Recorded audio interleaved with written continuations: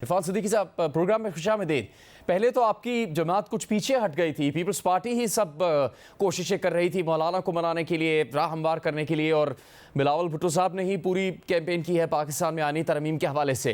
अब फिर से मुलाकातों का सिलसिला शुरू हुआ है, तो क्या कोई डेट है हुकूमत के पास जहन में कि आइनी तरमीम कब लाई जा सकेंगी? आप पहले ये मौक़िफ़ था कि अक्टूबर के आगाज़ में होगा, अब अगले 2 हफ्ते तक की बात की जा रही है, तो कहाँ तक पहुंची है ये कोशिश कि आइनी तरमीम को इसी महीने लेकर आना है, उनको मंजूर करवाना है पार्लियामेंट से? जी बहुत शुक्रिया जुनैद। आप शायद मेरी आज की मुलाकात के हवाले से बात कर रहे हैं जो मौलाना फजलुर रहमान साहब से मैं मिला हूँ। हकीकत यह है कि इस मुलाकात का एजेंडा जो था वो कोई जो तरामीम हम करने जा रहे हैं वो नहीं था, एक कटसी कॉल थी। मौलाना अभी मुंतखब हुए हैं अपने इलेक्शन में, तो मैं मुबारकबाद देने गया था, तो लेकिन ऑफ कोर्स ये सारी बातें बीच में आ गई। चूँकि 1.5-2 घंटे की तवील मुलाकात हो गई, तो मौलाना के जो इस तरमीम के हवाले से ख़दशात हैं या तहफ़्फ़ुज़ात हैं वो भी उन्होंने सामने रखे। मेरा ख़्याल ये है ज़ाती तौर पे कि बड़ी चीज़ें मौलाना की रज़ामंदी के साथ और मौलाना की ख्वाहिश के साथ तराश खराश हो गई है तरामीम की, और मौलाना के मसवदे में या मौलाना की जो अपनी राय और सोच है उसके बड़े करीब तर पीपल्स पार्टी भी आ चुकी है, हम भी आ चुके हैं। और इम्कानी तौर पर मैंने जो अक्टूबर का पहला या दूसरा हफ्ता कहा था, तो मैं अब भी उस बात पे कायम हूँ, लेकिन ज़ाहिर है कि टाइम फ्रेम सख्ती के साथ हम नहीं दे सकते। ये स्पिल ओवर भी कर सकता है, हो सकता है 2 हफ्ते से भी आगे चला जाए, लेकिन जहाँ तक हम आ गए हैं अगर उसको सामने रखा जाए तो मैं नहीं समझता हूँ कि इसमें हफ्ता 10 दिन से ज़्यादा टाइम लगना चाहिए।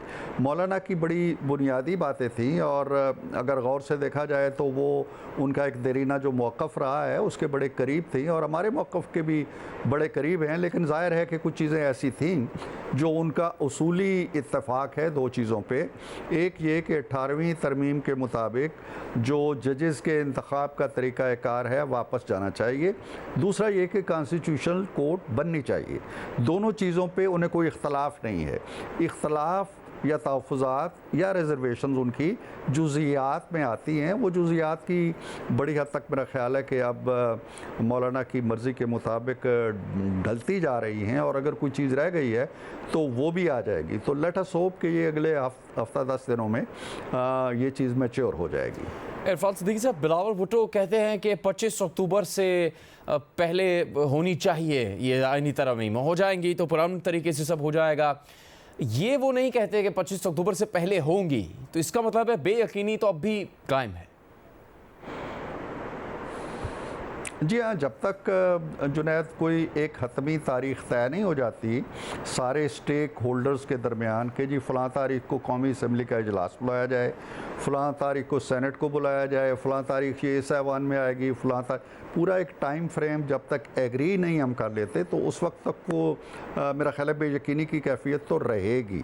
लेकिन जब मैं ये समझता हूँ कि शायद जो मैंने टाइम दिया है कि हफ्ता 10 दिन के अंदर हम ये टाइम फ्रेम भी तय कर लें, और इसी पीरियड के अंदर हमारे इजलास शुरू हो जाएं और ये तरमीम आ जाए। लेकिन इसके साथ ये बुनियादी शर्त जहन में रखिएगा कि ये उसी सूरत में होगा जब सारे स्टेक होल्डर्स ऑन बोर्ड आ जाते हैं और एग्री कर लेते हैं। अगर मौलाना इस सारी स्कीम से इख्तलाफ करते हैं और तरमीम के हक़ में नहीं आते या वोट नहीं देना चाहते, तो फिर सिनेरियो थोड़ा तब्दील हो जाएगा। इसलिए कि फिर नंबर गेम का इशू आएगा, किसी एक हाउस में आए या दोनों हाउसेस में आए, लेकिन वो आएगा और उसके बगैर फिर बड़ा मुश्किल है। और नंबर गेम से कतई नज़र भी मौलाना की आवाज़ बड़ी तवाना आवाज़ है, उनका साथ बड़ा तवाना साथ होता है। हम चाहते हैं कि मौलाना हमारे साथ रहें, हमारी रहनुमाई भी करें, हमारे कदम ब कदम भी चलें, और मौलाना के होने से, ऑन बोर्ड होने से एक स्टेबिलिटी आएगी, एक पॉलिटिकल स्टेबिलिटी आएगी, ऐवान के अंदर भी आएगी, ऐवान के बाहर भी आएगी, जो मुल्क के लिए बड़ी अच्छी साबित होगी। इसलिए हमारी ख्वाहिश है और कोशिश है, अनथक कोशिश है कि मौलाना ऑन बोर्ड आएँ। इरफान साहब, क्या मौलाना से बातचीत में कोई इस बार में बात हुई कि तहरीक इंसाफ का मौक़िफ़ या उनकी पोजीशन क्या होगी? चूँकि वो मौलाना फजल रहमान के काफ़ी करीब है और कई मामला तो उनका मौक़िफ़ भी एक है। मौलाना की तरफ से कुछ इस बारे में बताया गया आपको कि तहरीक इंसाफ क्या शामिल होगी, ऑन बोर्ड है, या फिर उसके बगैर ही ये काम आगे बढ़ेगा? जी जी जी जी जी मौलाना ने इस मौजू पे भी अपने ख़यालात का ज़रूर इज़हार किया। आज की मीटिंग में भी बात हुई।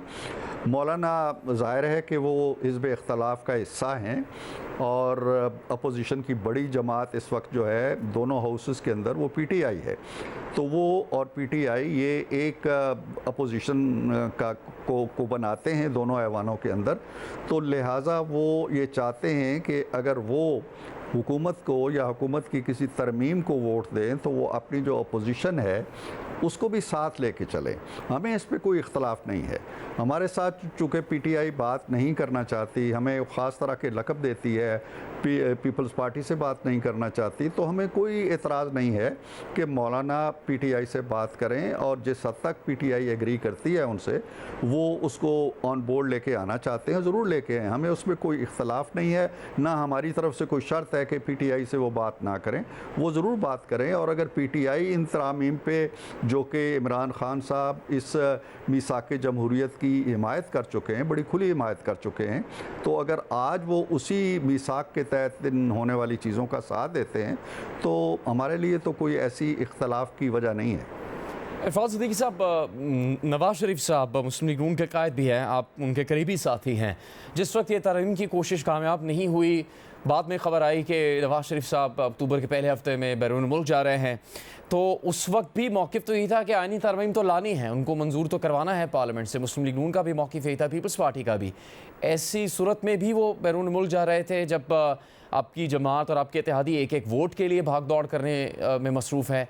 तो उस फ़ैसले के बाद किस तरह उन्हें कन्विंस किया कि वो बैरून मुल्क नहीं जाएँ और पाकिस्तान में ही रहें ताकि पार्लियामेंट में वोट कास्ट कर सकें?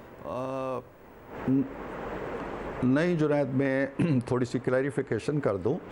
मियाँ साहब का जो इनिशियली उनका प्रोग्राम था वो शायद उस प्रोग्राम के तहत 1 अक्टूबर को या उससे एक आध दिन पहले रवाना हो चुके होते और उनका सारा प्रोग्राम जो है वो 8-10 दिन का था, वो कुछ ज़्यादा तवील नहीं था। तो उनके जहन में ये बात थी कि मैं इस दौरान अगर बाहर से होके आ जाता हूँ तो उस वक्त तक शायद ये मामला तय ना हो और उनके आने के बाद ही इजलास हो सके।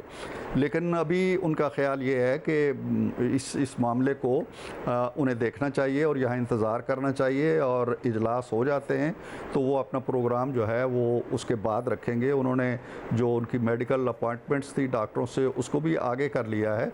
तो उनका जो जाना भी था वो ये नहीं था कि वो इस इजलास में शिरकत नहीं करना चाहते थे। वो अगर जाते भी तो इजलास से पहले 1-2 दिन यहाँ वापस आ जाना था। उनका प्रोग्राम टोटल जो था वो कोई 10 दिन के करीब था। इरफान साहब, जब भी हम आपसे पूछते हैं, आपकी जमात के दीगर साथियों से पूछते हैं नवाज शरीफ साहब के मौक़िफ़ के बारे में, कोई सियासत में ज़्यादा मुतारिक नहीं है, क्या वो कोई नाराज़ी है जिसकी वजह से वो इतने मुतारिक नहीं हैं, तो आप लोग उससे इत्तफ़ाक़ नहीं करते? लेकिन आज तो ख़ुद उन्होंने बात करते हुए खुलम खुला नाराज़ी का इजहार किया, और आवाम से ही वो नाराज़ है। उनका गिला करने का हक़ होगा, लेकिन क्या इस तरह से हो सकता है किसी जमहूरी लीडर के लिए कि वो आवाम से नाराज़ी की वजह से एक तरफ मुंह मोड़ कर बैठे रहें? वापस तो आए हैं निज़ाम में, उनकी जमात भी, उनके भाई भी, उनकी बेटी भी, तो फिर उनके पास अब क्या जवाज़ है कि वो सियासत में मुतहरिक किरदार अदा ना करें? और कब तक 2017 ही में रुके रहें जबकि हम 2024 में मौजूद हैं? बड़ा दिलचस्प सवाल है जुनैद। काश इतना वक्त आपके पास होता, मैं ज़रा तफसील से बात करता।